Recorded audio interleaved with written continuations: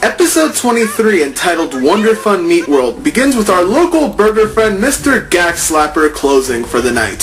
Suddenly a steak ship lands near his stand. It turns out to be a new food joint.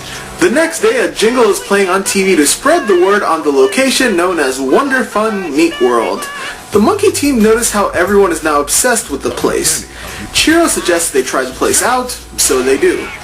They spot a dog eating out of the trash before they go in and chow down on what looks like tons of ground beef products. Otto seems rather obsessed with the place. Suddenly a large creature attacks the place, so the team get ready for battle. By the way, I was wrong about Chiro's full transformation only happening once. After a short battle, the Hyperforce realize it's only going after the food and it's actually the dog from earlier mutated. Antari wonders how the dog got that way when we get this nifty little hint. It's not right, I tell you. Watch what you eat, because you are what you eat. The next morning, Chiro awakens to a swollen face. The commercial airs again with some twisted imagery this time.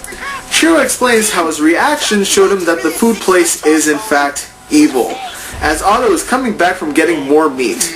Otto, however, is very sick as he burps up a piece of beef that turns into a monster. The team gets a bit of a whooping and almost gets eaten. Sparks and Gibson end up teaming up to trap the creature and cook the meat to a crisp. Antari forces Otto to drink a nutrient shake for his cells, as Chiro, after some weird special effect work, gets healed via one of Gibson's machines.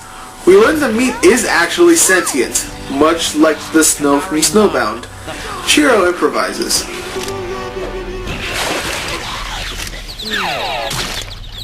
Fast thinking, Chiro. How'd you know it'd work? You ever taste one of those shakes? The team sees the people are still heading over to Wonder Fun Meat World, so they sneak attack the place and confront Captain Beefy Box. Or so we think. My name's Cloggy Colon Creature. I'm not talking straight up gangster, homie. So, the gangster Colon summons the commercial people to hypnotize the entire team, except Antari, of course, who throws the shake at the monsters to snap everyone out of it. The team defeat the gross meat products. They also learn how the people are themselves becoming food for the Cloggy Colon creature. They escape to the robot, but conventional weapons don't seem to work. The team gets trapped, but the people of Sugazoom throw vegetables at the colon, making it sick enough to throw up the people. The robot stuffs the colon into Wonder Fun Meat World and chucks it back into the sun. The episode ends with Mr. Gackslapper treating the team to some sandwiches with a new topping. What's with all this blue hair? Gross! It's a rare delicacy from, I'm not exactly sure where.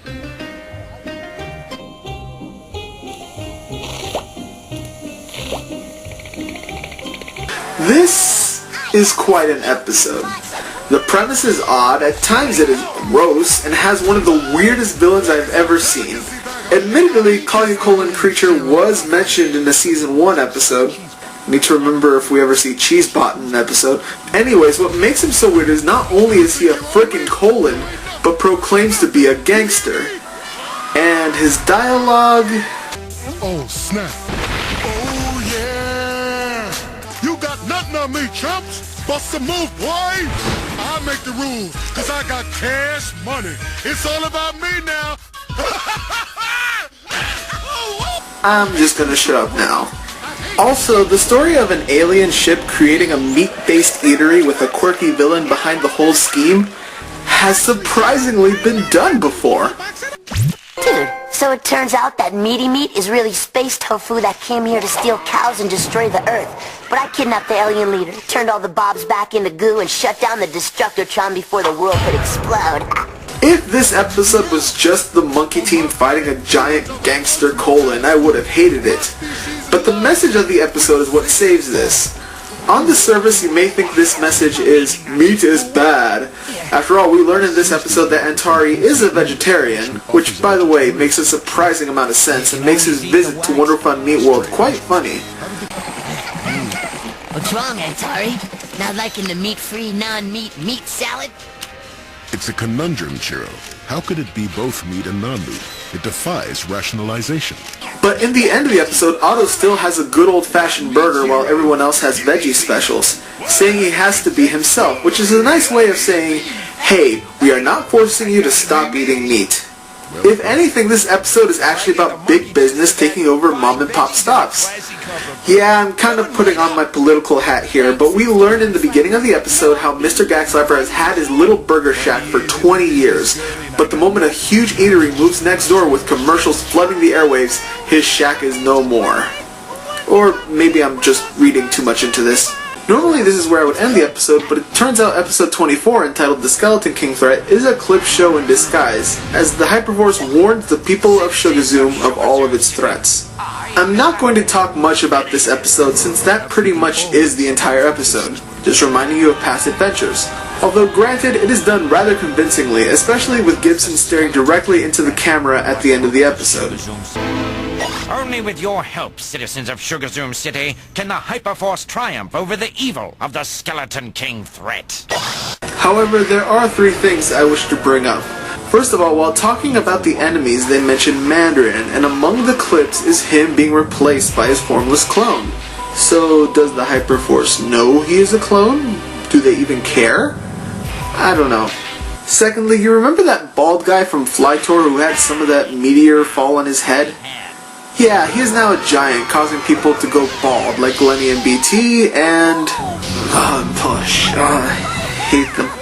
This leads to a little short story of the Baldy fighting the super robot. The robot isn't a match, but the Hyperforce show off a fancy team attack and win, but at a price of losing their hair. Ooh, smooth. I kinda like it. But the big thing that happens in this episode is this. Remember back in episode 1 how Chiro was working on a device so everyone else can understand the monkey team? Well, he did it.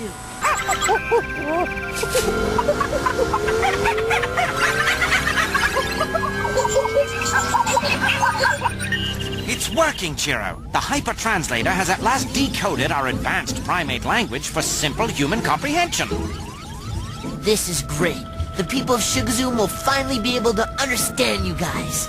I am glad they fixed this aspect of the show, since while at times it was great how Chiro was the only one who could understand them, for the most part the monkey team should be able to communicate with everyone when Chiro is not around. Although I will miss hearing the voice cast of the show making monkey noises. Well, we are almost done with season 2, but if you are familiar with the show, you should know what's coming next. Stay tuned, as next time we will dig into the season 2 finale. Let me guess. You're gonna blab about all our crazy adventures, right? You got something better to say, Sparks? Yeah. Tell the people we don't like bananas. It's people! Cloggy colon creature is made of people!